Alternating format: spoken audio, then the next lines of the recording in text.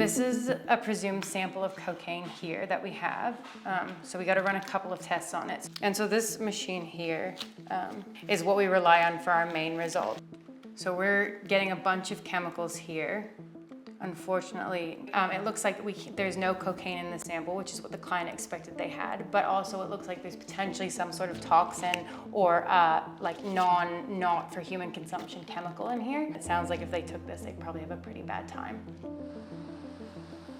So the drug scene in New Zealand is very, very volatile, especially post-COVID. And there's so many things that are being sold as stuff that they're not. The three most common drugs we tested were MDMA number 1, ketamine was number 2, and methamphetamine was number 3.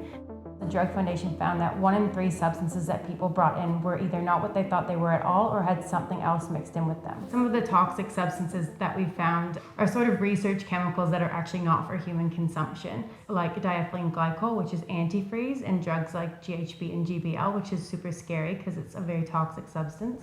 And I think a lot of people who come into drug checking at the moment are really worried about fentanyl because there were those 12 overdoses that occurred in the Wairarapa in June. And it's a very, very scary thing for us because people thought they were taking cocaine and then ended up experiencing an opioid overdose. And so we always encourage people to get their drugs tested because it's really the only way to know what's in your substance. Have you got many of your drugs tested before? No.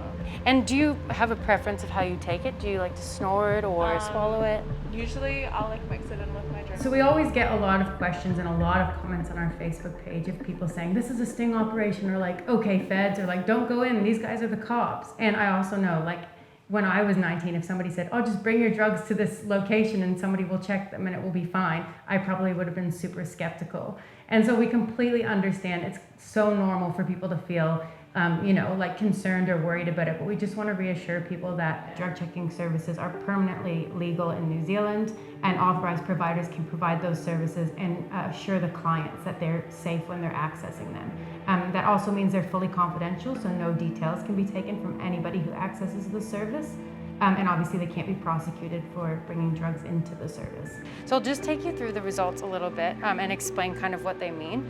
I did a fentanyl test strip too, because you might be concerned about that, and that also came out negative. And so, overall results consistent with MDMA, unlikely to be anything else in there, and no binder or filler that we can see too. I think drug checking is part of sort of like a bigger picture in that for a lot of people, it's the first time they've been able to have a really honest, open, non-judgmental conversation with somebody else about drugs. And I think it's really about kind of the big project around destigmatization of drug use. Many New Zealanders use drugs, and being able to bring those conversations out in the open and have people ask questions and get honest answers that aren't judgmental keeps people safer, and that's really the ethos behind what drug checking is.